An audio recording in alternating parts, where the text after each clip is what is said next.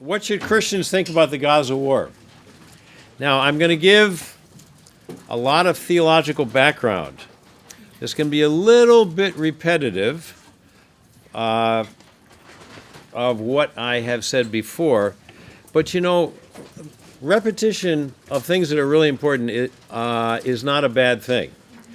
I seem to remember Matthew, Mark, and Luke repeat the same stories, but each repetition is a little bit different, and the differences are significant. And so my repetition also will be from a different angle from what I told you before, but covering some of the same ground. But it's absolutely necessary to give this theological background before we get into the specifics of a Christian defense of support for Israel in the Gaza War, which I will get to. So here we go. No one has any doubt that the Old Testament is all about the nation of Israel and the Jewish people. Even the supersessionists, Gary Burge, totally agrees. Even the first 11 chapters of Genesis, which are about the creation and the nations, they are there, according to most scholars, to tell us why God created Israel, namely because of the failure of the nations at Babel. But most Christian scholars and theologians and pastors have thought that God does a big switcheroo when he brings Jesus on the scene in the New Testament. They've said that God changed his focus from Israel to the world, from the tiny people of the Jews to all the peoples of the world, from the tiny land of Israel to all the lands of the earth. And that while God made eternal promises in the First Testament, concerning the Jewish people as his chosen people, and eternal promises about the land of Canaan being given to the Jewish people, they say he changed his mind with Jesus. When a majority of the Jews in the first century failed to accept Jesus as their Messiah, they say God changed his mind. He transferred all his promises about the Jews being his chosen people to the Gentiles, who soon came to be the majority of the Christian churches. And he was no longer interested in this tiny strip of land on the eastern edge of the Mediterranean, but now he had the whole world in his hands, as a great singer sang about 70 years ago. He was from now on the God of all the lands of the world, so the land of Israel was no longer a holy land, no more holy than the Philippines or Ukraine. I used to think all this too, but then I had a wake-up call. I started to notice what was right on the surface of the text of the New Testament, but I had never noticed. I never saw these things because I had been trained not to see them. I had been taught that they were not there. I had been told by other scholars that neither Paul nor Jesus believed the Jews were still the chosen people, and that neither Jesus nor Paul believed in the land promise anymore. It was only the fundamentalists, the crazy dispensationalists, who have zero respect in the academic world, -10, who believe in that. And that Israel would play no special role in the end times. It's not in the New Testament. I believe these scholars, who were in the majority. And so even while, after having read the New Testament in Greek for 30 years by that time, I'd already been reading, because I went to a Roman Catholic high school, I was telling Simone over here, in New York City, Jesuit high school. And because I was a stutterer, and they only had 3 tracks, the science track, and I wanted to be a medical doctor, but I didn't have good science training.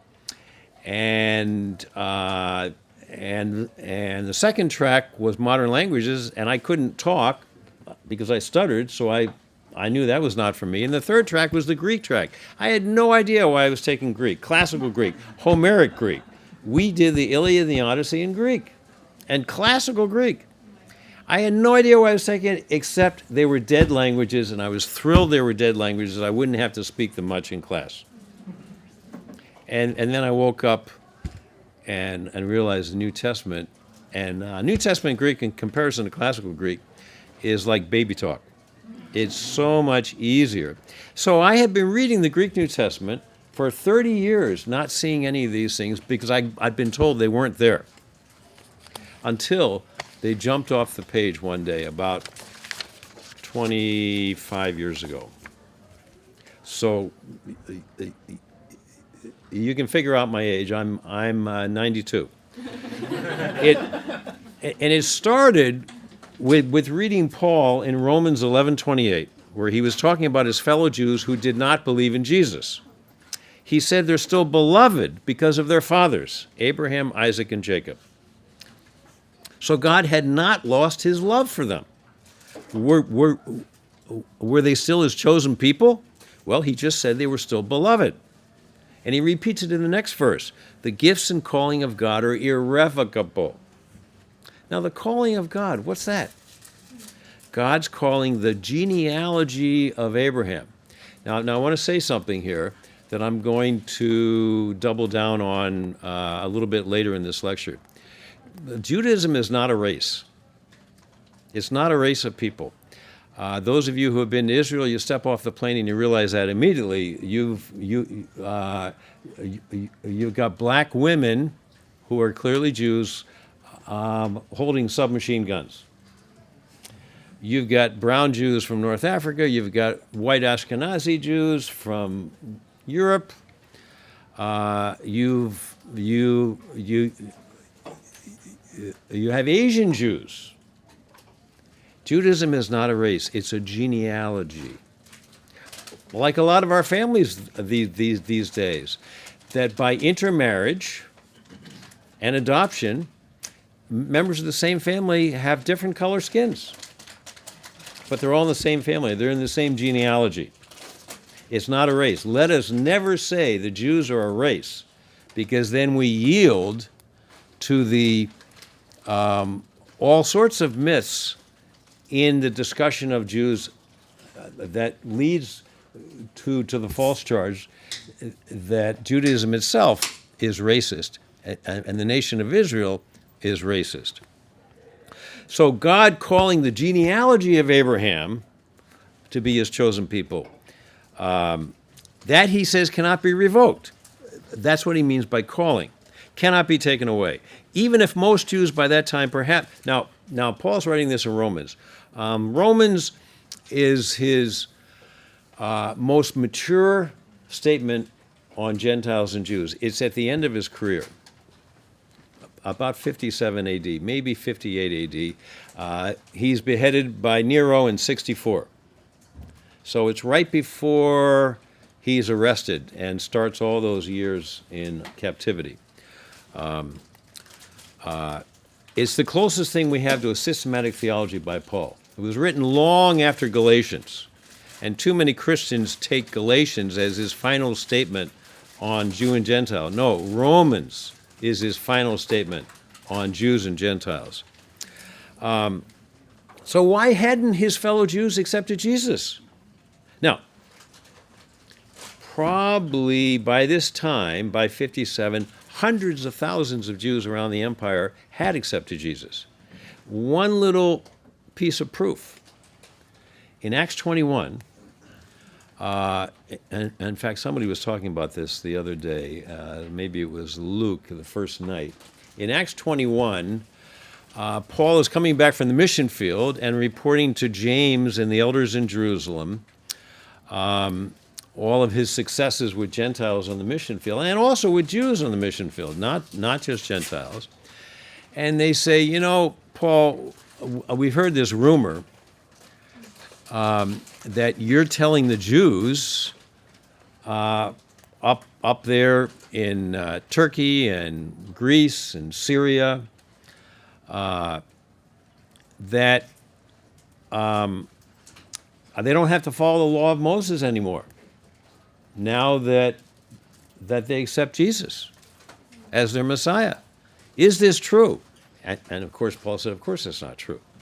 That's not true.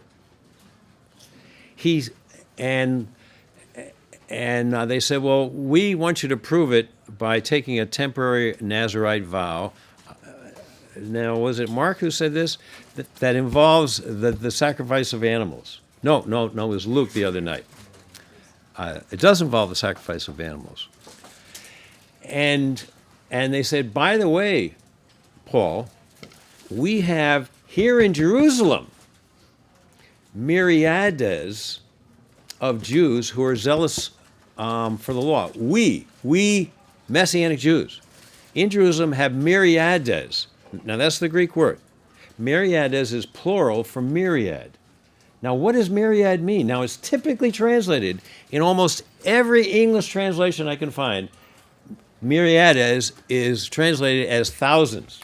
It's a false translation, terrible translation. One myriad is 10,000. This is myriades, the plural. So what's the minimum number of Messianic Jews, not in the empire, but just in Jerusalem? The minimum. 20,000 Messianic Jews by roughly 57. So roughly 27 years after the resurrection of Jesus. He probably dies as resurrected in 30, not 33. 27 years later, a minimum of 20,000 Messianic Jews who have accepted Jesus just in Jerusalem. Just in Jerusalem. Probably hundreds of thousands around the empire. Messianic Jews in the first century. All right. So, but still, 51% had not accepted Jesus, a majority. Why hadn't they? Well, I mentioned this the other day, but it's worth repeating. Paul says because God closed their eyes. God did. He had sent a partial hardening, he says, which means had closed the ideas of part of Israel, which in Paul's day, toward the end of his life, meant a majority of his brothers. And why would God do that?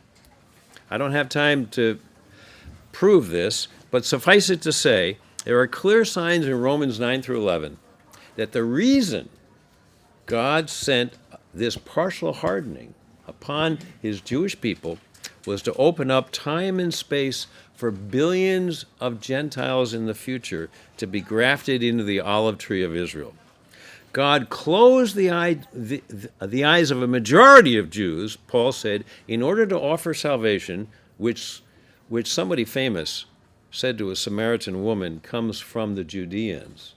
Salvation's from the Judeans, this famous person said in John chapter 4. In order to offer salvation to the Gentiles. Now back to Romans 11:29. Paul says not only the calling of Israel, which means to be his chosen people, was still in place, but so were the gifts, right? The gifts and calling. What are they? He names them in Romans 9:4. The very first is the sonship. The sonship. The Greek article is there, ho. Where God taught the sonship, and what he means by that is where God told Moses back in Exodus 4, verse 22, to tell Pharaoh that the Jewish people are that Israel is my firstborn son. God says here that the Jewish people are the son of God in a way that no other people on earth are. You know, the Ukrainians, the Americans, the Africans. Well, this is another way of putting calling, which is the word in verse 28. God's calling of Israel to be his firstborn son, his chosen people. Now, let's go back to the gifts to Israel that Paul says are irrevocable, cannot be taken back.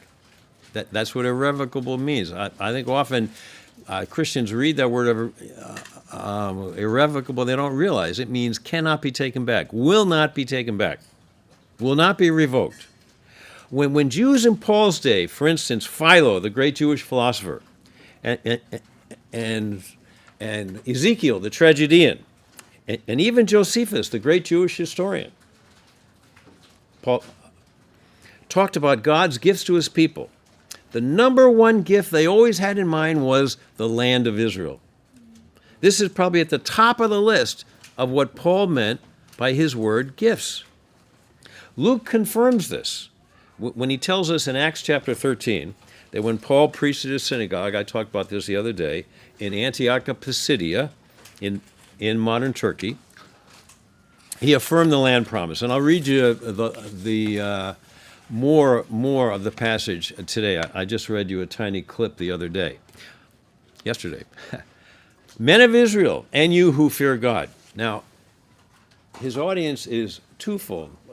Men of Israel, Jews, you who fear God. These are the Gentile God-fearers who come to the synagogue on Saturday mornings all over the empire, like in Antioch of Pisidia, because their little, at first, contact with the Jewish religion convinced them immediately this was infinitely superior to the Roman and Greek gods and goddesses that they had been raised with.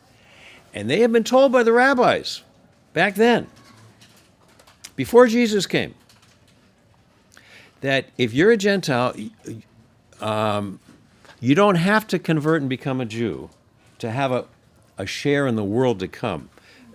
That's a Jewish phrase for heaven.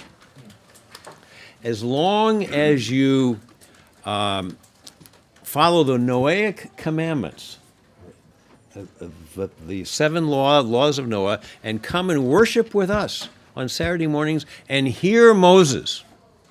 Hear Moses. Listen to Moses, to our sermons on the law of Moses, on Torah. You'll have a share in the world to come.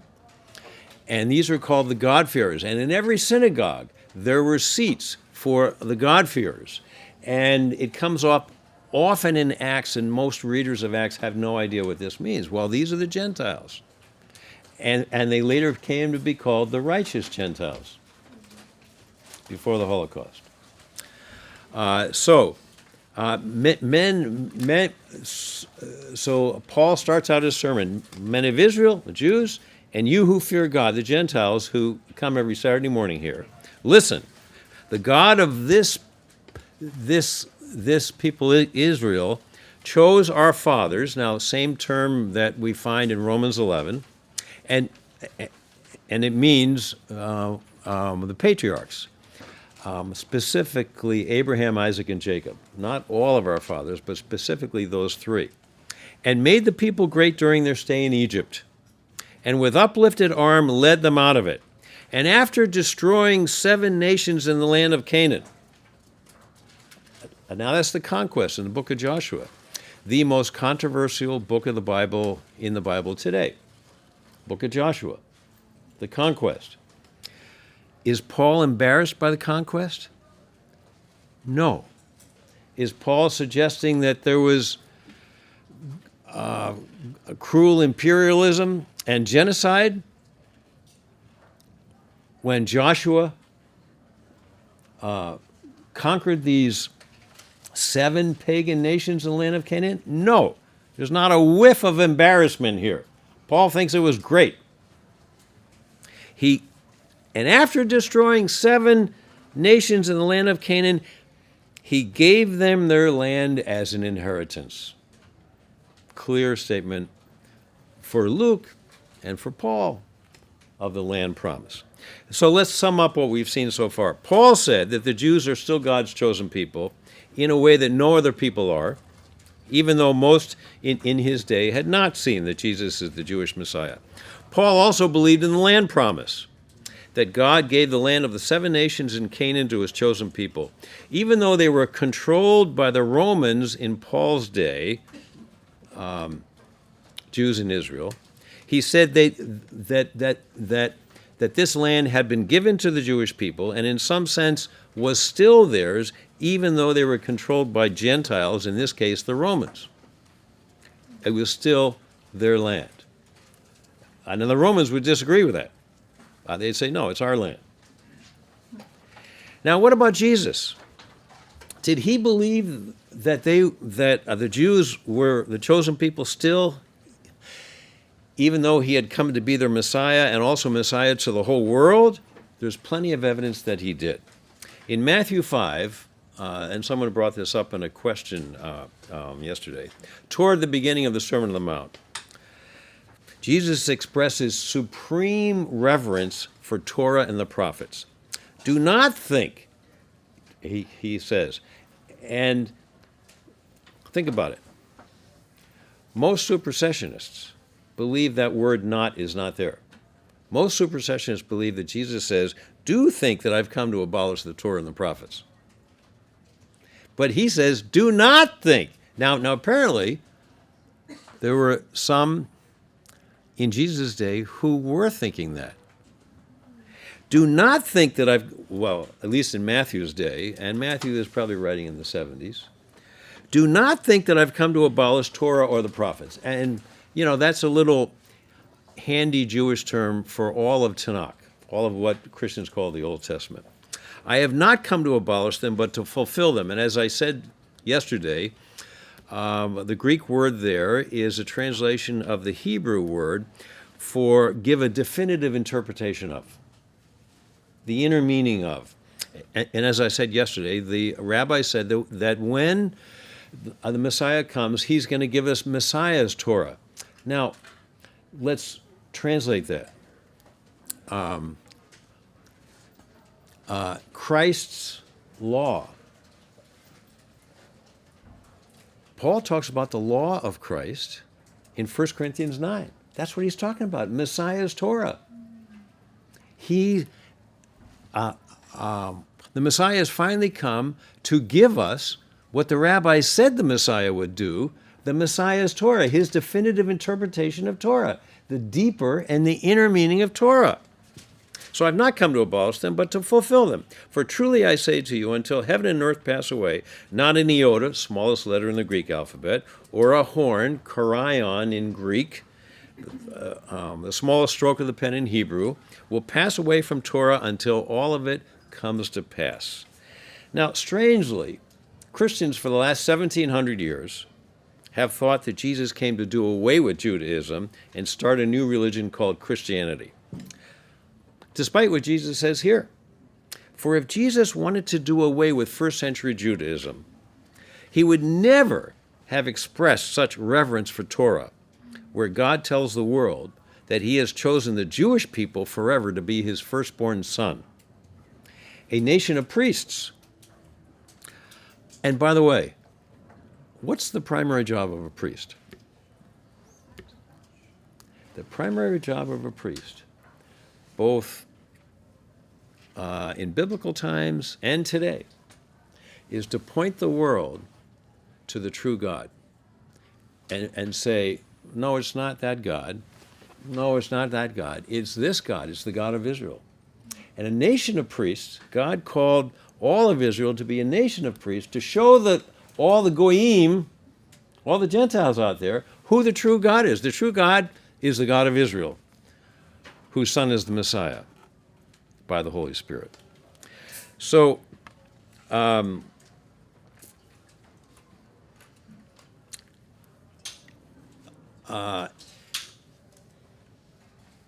Exodus 19:6, you shall be to me a kingdom of priests and a holy nation. As Peter the Jew puts it, speaking to Jewish Jesus followers, 1 Peter is addressed to a messianic congregation. It's not addressed to, and there might have been a minority of Gentiles, like in all the synagogues across the Roman Empire, but it's primarily, 1 Peter is primarily addressed, and probably 2 Peter too, to a messianic Jewish audience, not a Gentile church. So, speaking to his fellow messianic Jews, Peter says the purpose of a holy nation is, quote, to proclaim the excellencies of him, the God of Israel, who called you out of darkness into his marvelous light. This is what it means to be a priest, to proclaim that Yahweh, the Lord, the God of Israel, is the true God.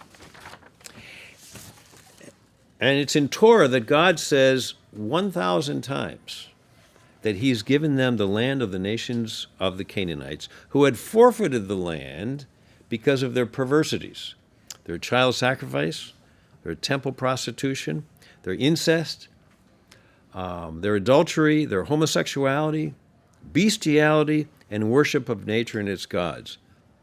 Funny, it sounds like our culture. Just exactly what our culture celebrates. Most Christians, especially Protestants, have no idea that the rabbis distinguish between heavy and light commandments. I mentioned it to you yesterday. And that Jesus used this distinction in the very next verse. Whoever relaxes one of the least of these commandments and teaches others to do the same will be called least in the kingdom of heaven.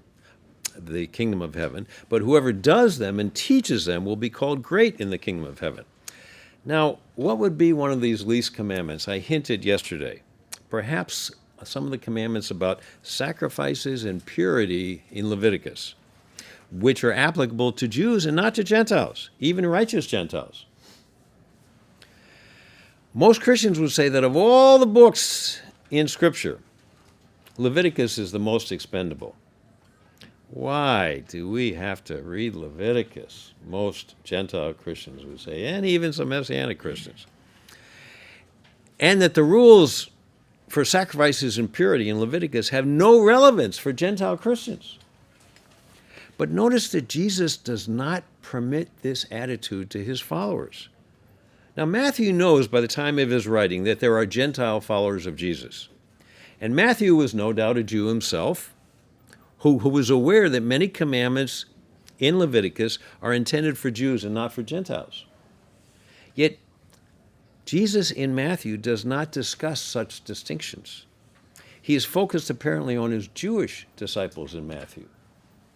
Even the light commandments are not to be relaxed or discarded. Now, the point is that from all we know of Jesus in the New Testament, he did not reject Jewish law, Torah. Quite the contrary. And because Torah makes clear that God's covenant with the Jewish people is eternal, and that God gave the land to the Jewish people, it is certain that Jesus held to both of those propositions. There's nothing in the New Testament that suggests otherwise. Now, I'll give one example that's often used to suggest otherwise. Just before these profound statements about Torah, Jesus gives his Beatitudes. And among them, as I mentioned yesterday, is Matthew 5:5. Blessed are the meek, for they shall inherit the land. Now I said this yesterday, and I'll say it again because it's worth remembering. Now, many will protest at this point, pointing to nearly all English translations that say that Jesus used the word for earth, showing that Jesus had given up the land promise and was pointing his followers to the whole earth, suggesting that the land promise was too narrow and parochial now that the Messiah has come for the whole world. But the Greek word here is gay, which, like the Hebrew word eretz, can mean either land or earth/world. More and more scholars have come to realize that Jesus is quoting word for word Psalm 37:11. The meek shall inherit the land. Now, the phrase inherit the land, as I said yesterday, occurs 5 times in Psalm 37. And in every instance in Psalm 37, of those 5 times, the word eretz clearly refers to the land of Israel and not the world. Now, did Jesus talk about a future for the people or the land of Israel? Many scholars and pastors have said no, and particularly the Reformed, who talk about the finished work of Christ. But recent research, unblinded by replacement theological presuppositions, shows otherwise. I'll mention 3 instances in which Jesus talks about a future for the Jewish people and a future for the land of Israel. In Luke 21, when Jesus was talking about the coming destruction of Jerusalem and also the end of the world, the first, the destruction of Jerusalem, as a type or symbol of the second, he prophesied that one day Jerusalem would cease to be trampled upon by the Gentiles, that is, controlled by Gentiles politically and militarily. He says there in Luke 21, he says, after the fall of Jerusalem, there will be wrath against the Jewish people. They will fall by the edge of the sword and be led captive among all nations, and Jerusalem will be trampled upon by the Gentiles until the times of the Gentiles come to an end. Now, Jesus speaks with grief about these future tragedies, both the destruction of Jerusalem and also the end of the world, not Schadenfreude, as some scholars like N.T. Wright have suggested.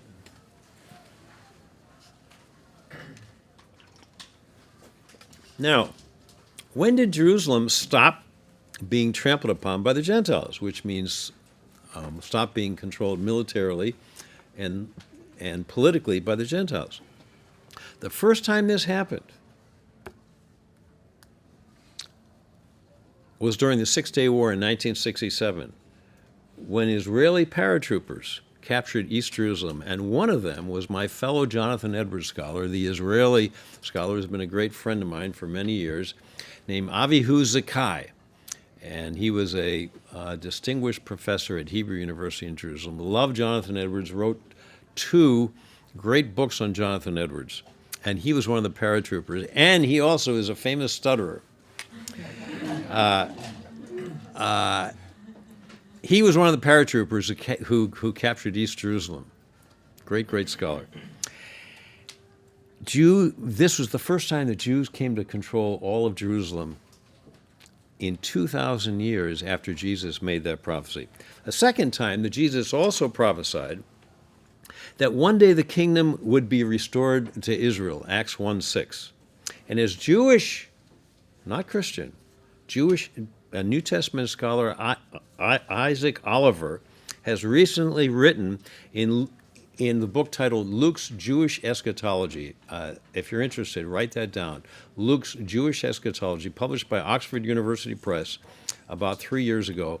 I think if we're still around in 100 years, if this world is still around in 100 years, New Testament scholars will look back on Isaac Oliver's book as one of those landmark books that changes the future of New Testament discussions. Luke's Jewish Eschatology.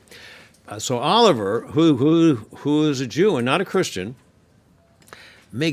proves that the context of Acts 1:6 makes clear that Jesus meant that the kingdom will be restored to Israel as a social and political reality, which means that Jesus predicted that one day the nation of Israel will be restored as a kingdom. Third, so he is definitely talking about the future of the Jewish people and the future of the land. Third, Jesus predicted that one day the inhabitants of Jerusalem will welcome him, Luke 13:35. Now that's not happened yet, nor has Israel as a kingdom been restored.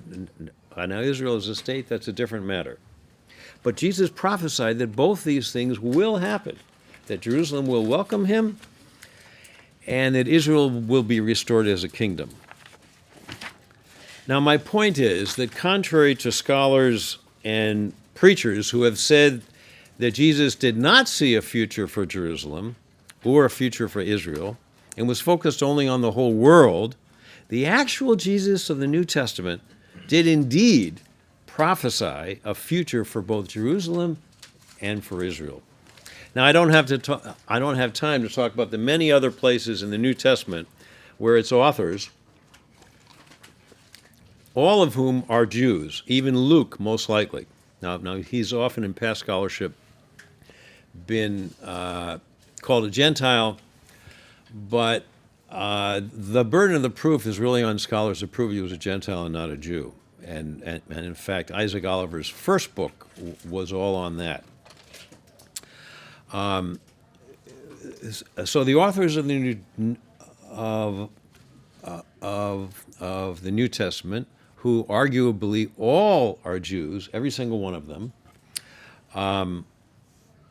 clearly affirm their conviction that the Jews are still God's chosen people, and that the land promise which is repeated 1,000 times in the First Testament, is still in effect for the authors of the New Testament. So the next time you hear a sermon or read an article or book or hear someone preach that God changed his mind on the eternal chosenness of the Jewish people, or that God changed his mind on the gift of the land to the chosen people, please remember, these claims are not taught by the New Testament. They are not held by Jesus or Paul or Peter or any of the other authors of the apostolic documents. Jesus, Peter, Paul, and John were students of the Hebrew Bible and believers in its every word. They held steadfastly to its teaching that God made an eternal covenant with the Jewish people and gave them the land of the Canaanites. Now, all that's background, a theological background, which I think is essential to your steadfast commitment to the work that you're doing on behalf of the Jewish people and on behalf of the land of Israel. It's important that you have this New Testament background, this biblical background. Now, we'll transition. We must not forget the photos and the videos of beheaded babies. The kidnapped Jewish teenage girl, I mean, it's been, 9 months now? And so we must not forget, it's easy to forget. The kidnapped Jewish teenage girl being pulled by her hair with blood between her legs. The little kidnapped boy being tormented by Gaza children in a video that was shortly removed from the internet. The 85-year-old grandmother taken to the Gaza Strip without her medicines to die alone and in great pain. You've read of children being shot in front of their parents. The elderly disabled woman set on fire in her own house. Women being raped beside the corpses of their friends. Children and babies snatched from their parents.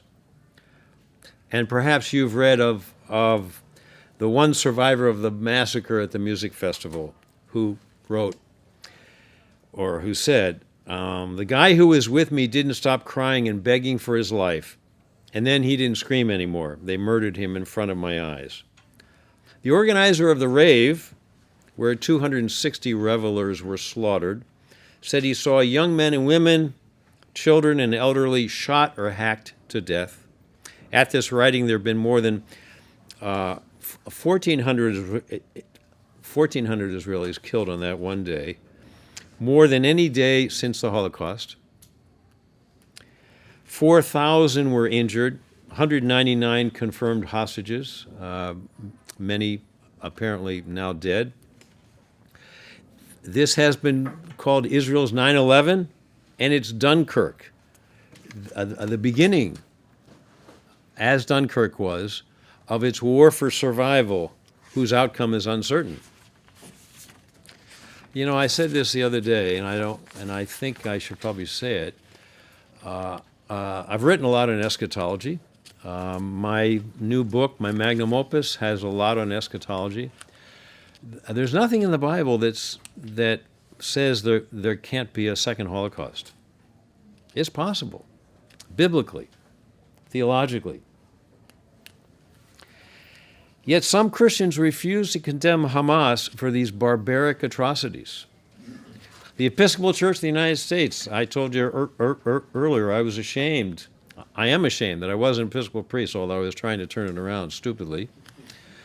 The Episcopal Church, talking about Hamas and October 7th, calls it a time of violence, but fails to say that Hamas was its instigator and suggests that occupation is the underlying cause and charges that Israel's response is disproportionate. The United Methodist Church refers merely to an escalation of violence and urges both sides not to resort to further violence. No further violence? Would Americans have agreed to that after Pearl Harbor? As Elliot Kaufman has argued on the pages of the Wall Street Journal, this really is a call for Israel to surrender, knowing that her enemies will come back to resume their massacres.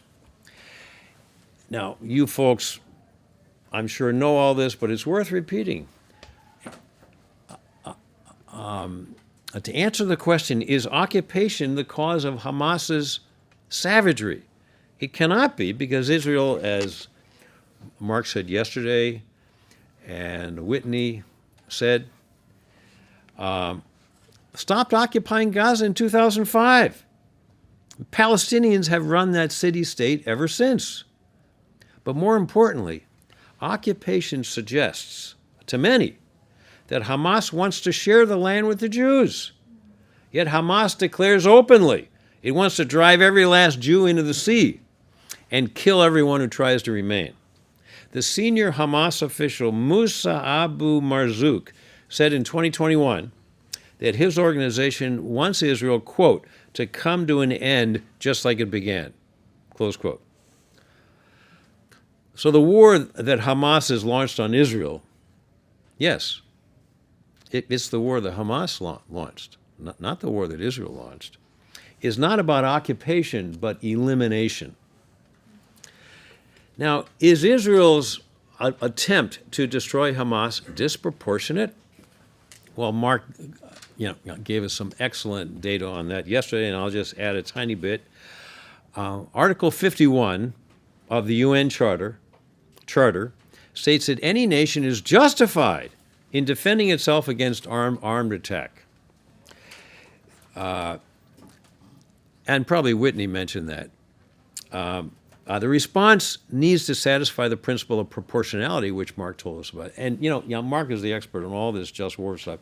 I'm the amateur theologian on this stuff. So, Mark or Whitney, please feel free to correct me where I'm wrong.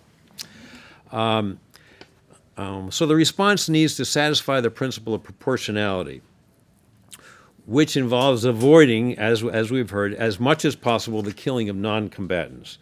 More than any other world power and military experts who are not Jews have proved this and written about it extensively since October 7th. More than any other world power, Israel has gone out of its way to avoid killing civilians. But that's impossible when Hamas uses human shields by putting its command centers in hospitals and schools and mosques and orders its civilians not to move to escape Israeli bombs. Sinwar was quoted just last week in the Wall Street Journal as saying, quote, the more civilian deaths, the better. He wants the civilians to be massacred. He wants his fellow Palestinians to die. It helps him. Therefore, comparing the number, Mark talked about this, of Palestinians killed to Jews killed totally misses the point. Hamas deliberately targets civilians while Israeli forces have always tried to minimize civilian casualties. And more importantly, Hamas is responsible for all of its civilian deaths because it cruelly forces the residents of Gaza to remain with terrorists who will be targeted. As Arab Muslim Bassam Tawil writes, Hamas had an opportunity to turn the Gaza Strip into the Singapore of the Middle East, but its desire to destroy Israel has brought only war and death to the Palestinians. To achieve its goal of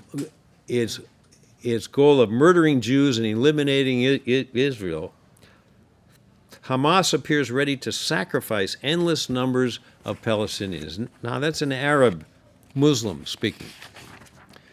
So how should we respond as Christians? First, we are called by both testaments to hate evil. Proverbs says the fear of the Lord is the hatred of evil. That's Proverbs 8. And the Apostle Paul, and Mark quoted him, tells us in Romans 12 to abhor, which means hate, what is evil. If we hate Nazism and its evils, we should hate the evil of Hamas and not be afraid to say so publicly. And I'm going to paraphrase Mark here. I'm going to build on what Mark said yesterday. you must hate evil to love God and love your neighbor. In fact, you cannot love God and your neighbor unless you hate evil. And we must not be afraid to say so publicly that we should hate that we hate the evil of Hamas. For in fact, Hamas comes from the movement that worked closely, and probably Whitney told us this either yesterday or this morning, worked closely with Nazi leader Heinrich Himmler, who helped train its imams to kill Jews. This is not Islamophobia. There are millions of Muslims who also hate Hamas and hope Israel destroys it.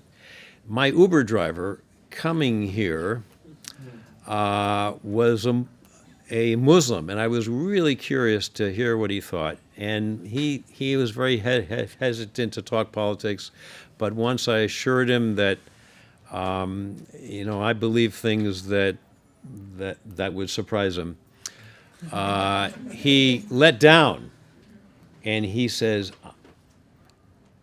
Hamas is giving all of us Muslims, a bad name, and I hope that Israel destroys Hamas. We can seek the destruction of the Nazi-like Hamas without demonizing all Muslims. Jesus hated evil. He commended John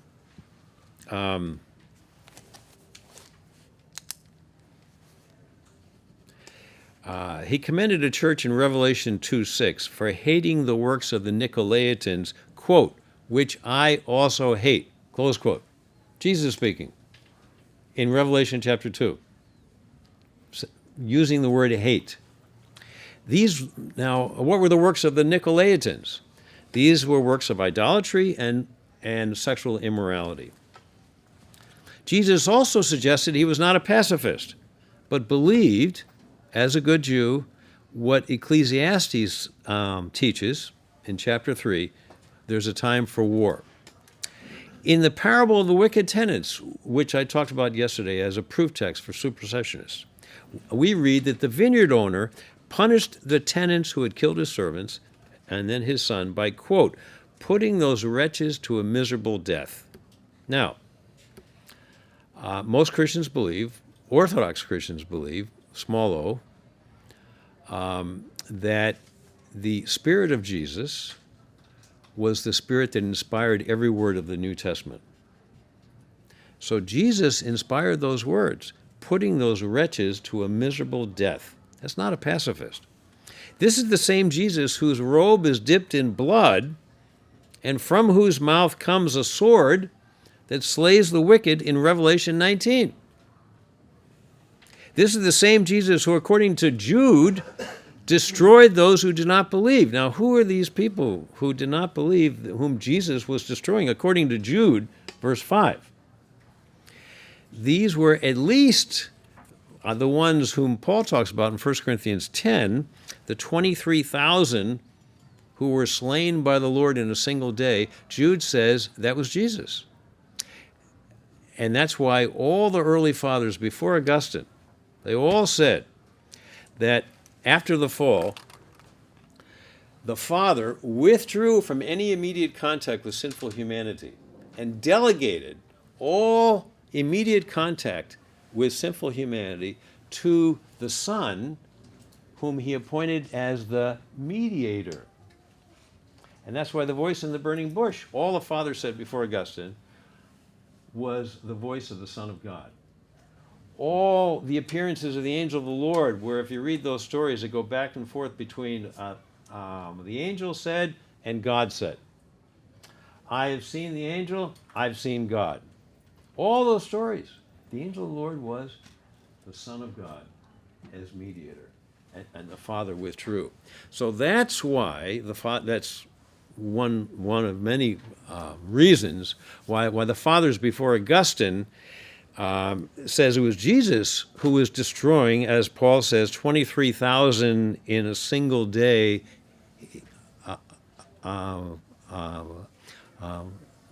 in the wilderness.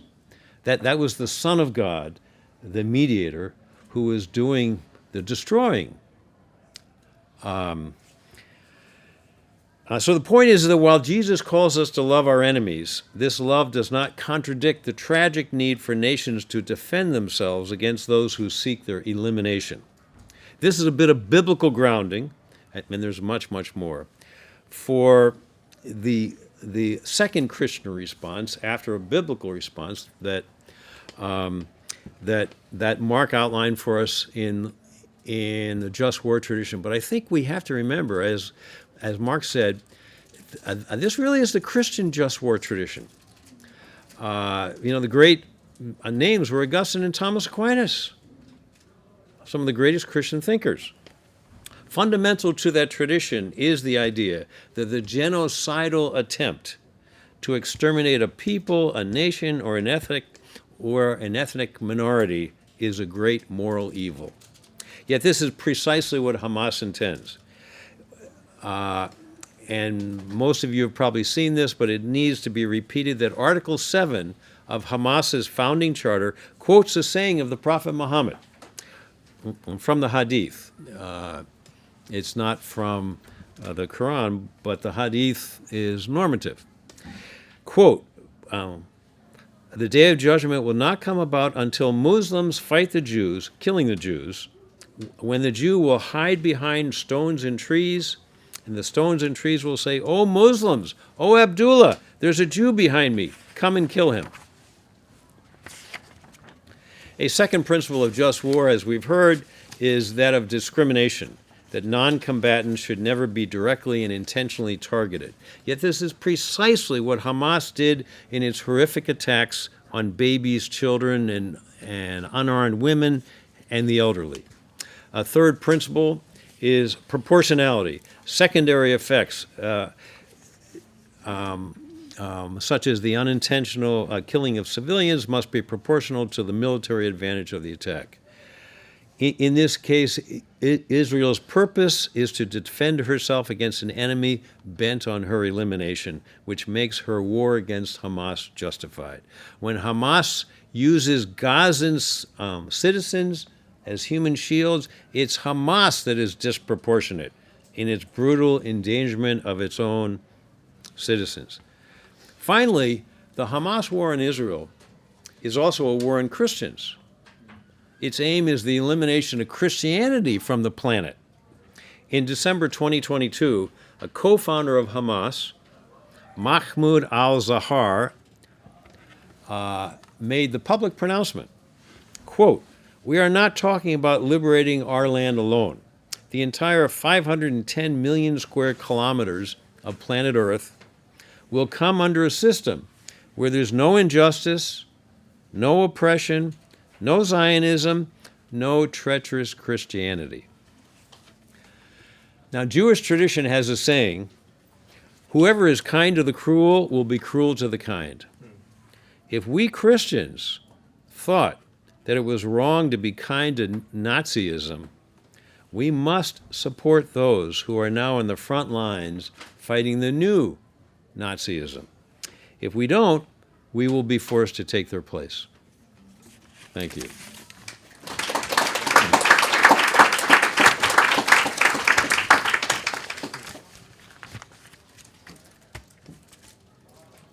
Questions? Thoughts? Comments? Yes. Thank you. Hi, I'm Aviva. So my question is on a matter of technicalities and rhetoric. Yeah. So the two counter arguments I'm going to present do not represent my own opinion. I am of your opinion. I just want to know what you would recommend responding with. So these are the two things that personal friends of mine in Palestine say, and then friends of mine on the left say. First, that the occupation is more so referencing the West Bank, right? I may be misremembering, but I think it's the area A and B that have either full or partial control of, Israel is controlling that, right?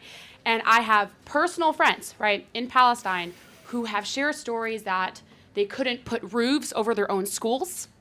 They couldn't have a cow to have some kind of like economic independence, to make their own milk and meat, like little things like that, humanitarian, issues, right, and violations of those laws. So that's one thing.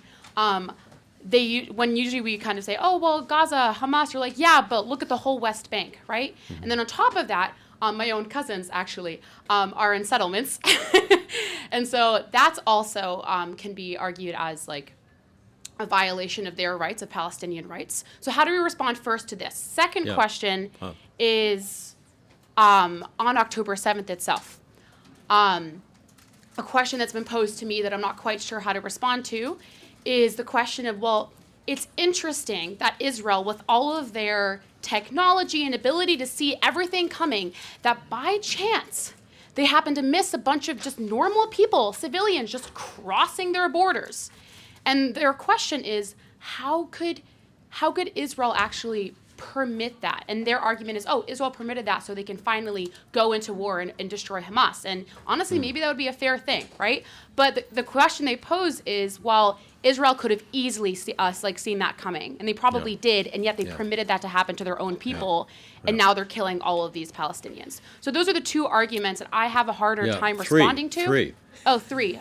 Okay, go ahead. Those are the three arguments, the first one, real Palestinian suffering in the West Bank because of occupation of some areas of the West Bank.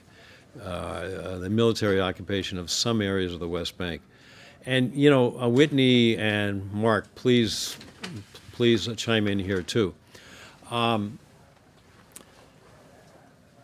The first thing I would say is the reason why there is military occupation of some areas is because those areas have been the launching pads for terrorist strikes against Israeli civilians.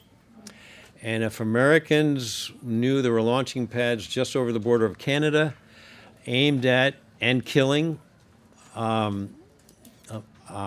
civilians in New York State, the Americans certainly would work out something to have a military occupation of those areas that are launching terrorist strikes.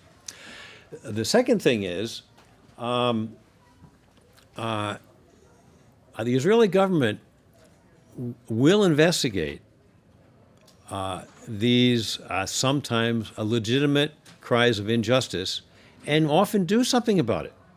Now, you flip it around, does the PA or Hamas, the two Palestinian governments that govern those two areas, will they ever punish their own citizens in any way for killing Jews? No, they reward them. So there's no perfect justice in this imperfect world, but at least the Israeli government repeatedly tries to correct things when they clearly are brought to them. Now the settlements. I do not believe that politically, historically, or certainly biblically, there's any reason for Palestinians who live in the West Bank to say that all of the West Bank should be Judenrein, should be Judenrein, free of Jews, which is what they're saying. The Jewish Israelis down in Israel proper have let 2 million Palestinians, 2 million plus, live beside them and have full citizenship if they want it. Now a lot of the Jerusalem Arabs don't choose to, but they have no problem with Arabs living beside them. Why should Arabs up in the West Bank be totally opposed to any Jews living beside them. Now, should settlements take over territory that clearly is previously owned by Palestinians? Of course not. And the Israelis have punished those sorts of things. But there's no reason, historically, there's no reason legally, there's no reason theologically or biblically why there shouldn't be any Jews who also live on the West Bank. On the West Bank. Now, the third thing you brought up was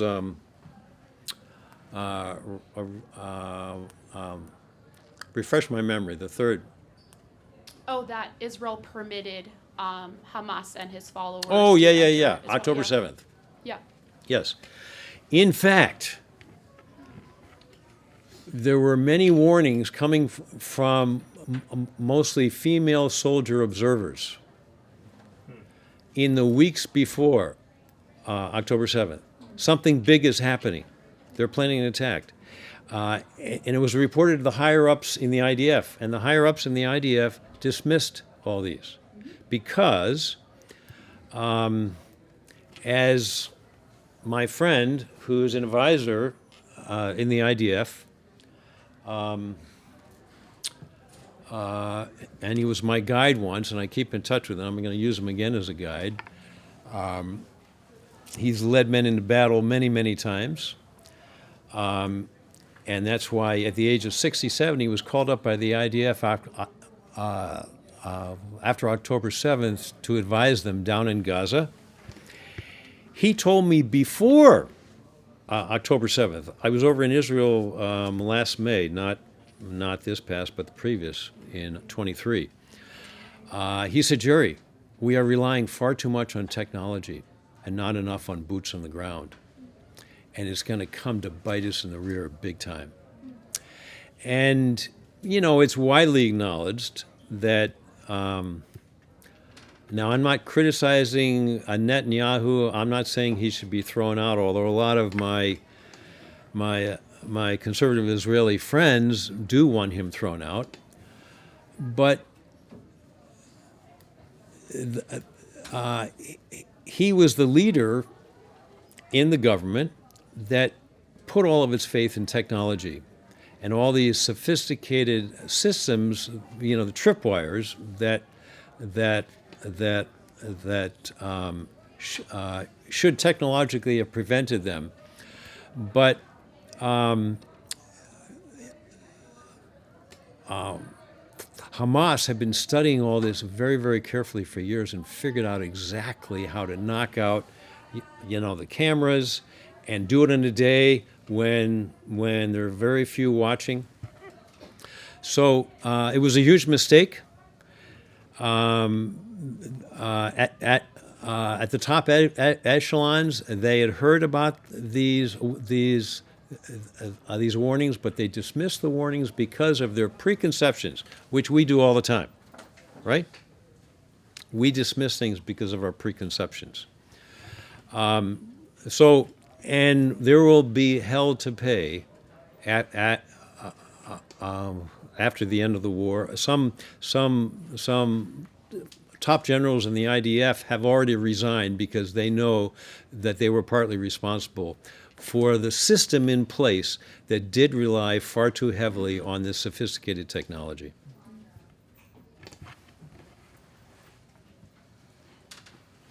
I just wanted to add a clarifying point. It's definitely unfortunate what's happening, what she pointed out, what's happening in the West Bank.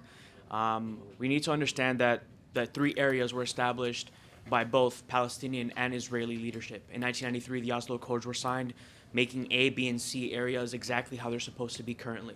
There's going to be one area that's going to be fully politically and militarily controlled by the PA. The second one's going to be half and half. The other one's going to be fully Israeli. This was something that was signed and was going to be designed as a starting point to give a state to the Palestinians. Mm-hmm. Currently, Abu Mazen, or the president of the PA, is on his 19th year of a 4-year term. Right. He has taken his people hostage. They have not had a say in their political system in the West Bank. And ultimately, the aggression that we see happening in the West Bank, a lot of it has to do with Hamas and Hezbollah and all the things happening. But prior to this, they blame Israel for a lot of the issues. As someone who has been in the West Bank extensively, I can say that I've been to Ada camp. I've been to also the very wealthy areas of the West Bank, and can tell you that a lot of the aid, just like you mentioned, a lot of the aid is lost in corruption. There's an elite class of Palestinian leadership who live in mansions. My first Bugatti in person that I saw was in the West Bank. And another thing is the pay for slay that was mentioned. That is a system that is in place where someone who martyrs themselves is paid for the killing of Jews. Depending on how many Jews you killed, the PA will pay you.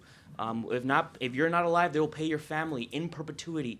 Millions and millions of dollars are still being given to families who have people that have killed Israelis. So understanding that it's unfortunate what's happened, understanding that is the wild, wild west, as some of my Palestinian friends like to say it, especially in Ramallah. But ultimately, this is a system that's been in place partially because of Fatah, which is the current government in the West Bank, holding their own people hostage as well. And so many Americans have this false idea from the news media about the terrible living conditions on the West Bank in these refugee camps. Those of you who've been to the West Bank extensively, like Dimas, know that many Palestinians have very, very nice homes. I went into the home of a Palestinian lawyer whose house is 4 times the size of mine. His kitchen is about the size of my house. He's very wealthy, and he's not poor and suffering. Now, many Palestinians are poor and suffering because of the unbelievable corruption of the PA and the evil regime down in Gaza. Abu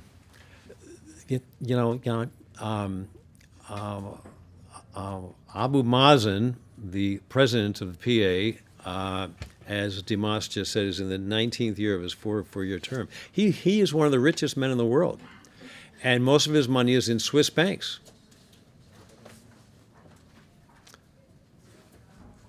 So,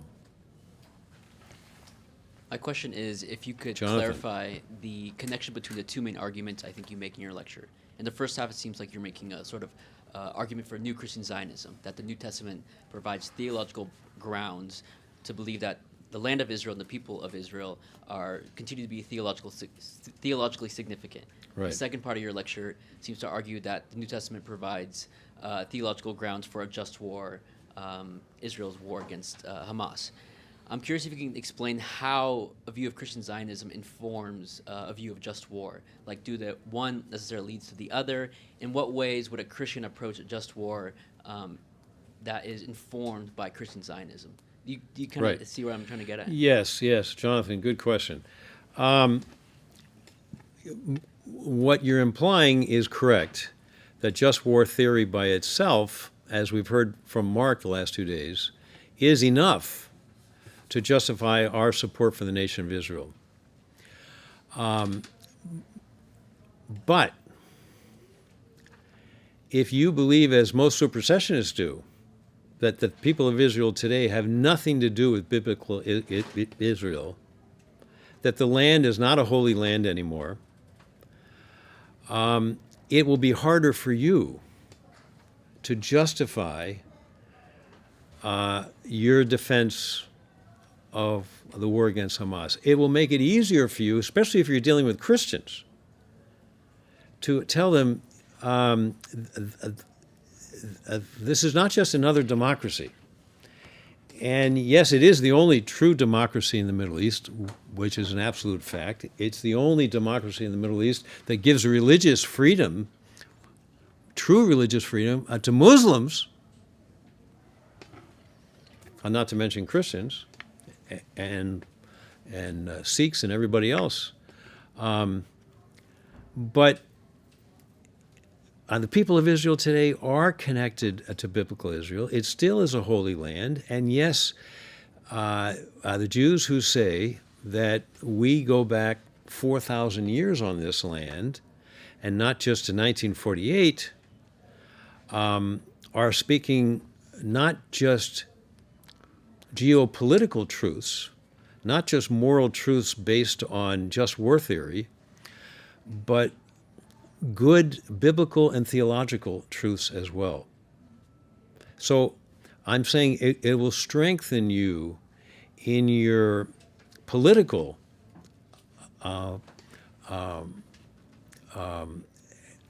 support for and your activism. Most of you are activists of one kind or another. It will give you theologically and biblical support, especially when dealing with Christians and Jews. And Jews especially need to hear this because, so I think of someone like Dimas and several others here who work mostly with Jews. They think the New Testament is against them. That's what they've been taught. And Jesus was starting this new thing called Christianity, that he didn't believe in Jewish law. Paul is a demon for many of them. Paul is especially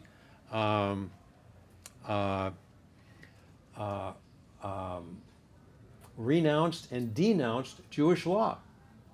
And so did Jesus. Denounce Jewish law. And by the way, speaking of law, many Christians, especially evangelicals, say, oh, those poor Jews, they have to, those poor Orthodox and ultra-Orthodox Jews, they have to follow 621 commandments. Those poor Jews, what a burden. What a terrible burden. And they misinterpret the word burden that Paul uses in his letters. Well, my friend Michael McClymond, who I co-wrote a big fat book on the theology of Jonathan Edwards with, I think is the best historical theologian in the world, bar none. He teaches at St. Louis University, Jesuit University. But don't send any students there, it's terrible. Totally, it's totally woke and everything else, and supersessionist. He wrote a book tabulating all the separate, discrete, C-R-E-T-E at the end, commands in the New Testament. And by separate means, not the ones that are, he didn't count the ones that are repeated 2 or 3 times. I counted them only once. And guess how many commandments he found in the New Testament that Christians are bound to follow, according to the New Testament, if you believe the Bible is the Word of God and you believe every command in the New Testament is therefore that you are bound by. Guess how many there are? 800. Those poor Christians, what a burden they must be under. And of course, Dietrich Bonhoeffer, the Lutheran martyr, for the sake of the Jews, he said, no Christian will ever understand the Old Testament, Tanakh, unless he understands how the psalmist could say in Psalm 119, verse 97, O Lord, how I love thy law. That is, it's not a burden. And you talk to an Orthodox Jew, and you ask them, well, aren't you burdened by all these 621? And they say, are you kidding? It gives me great joy that God helps us sanctify every moment of the day in every way in all the details of our lives. And that's what Torah does. Read through Talmud, of course. Talmud is the final authority, not Torah. All right, we have time for one more, so Christian, take it over.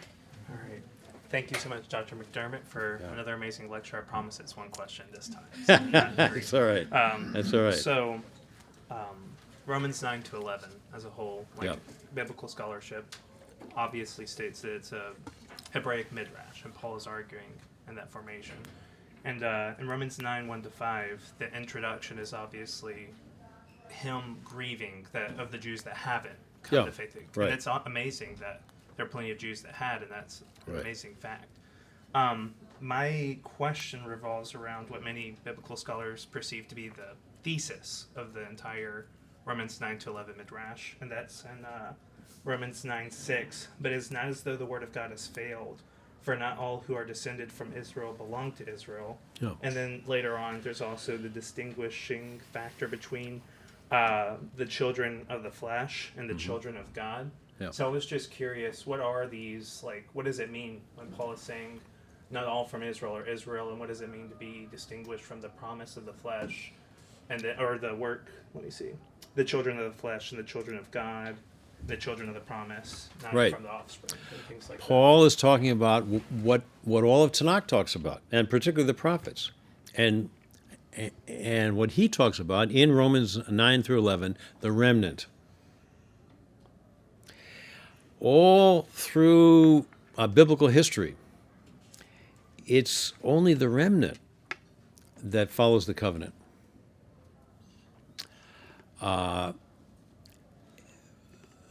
That's clear from Genesis to Revelation. And Paul uses that word in Romans 9 through 11. When Paul says in 9:5, not all who are in Israel are of Israel, he's saying what the rabbis had taught, that not all who are in Israel will have a share in the world to come if they refuse the covenant. Maimonides taught that. The greatest Jewish thinker. So this is nothing new. This is no innovation in the New Testament. This is rabbinic teaching. That just because a Jew grows up in Israel doesn't necessarily mean that he's going to have a share in the world to come.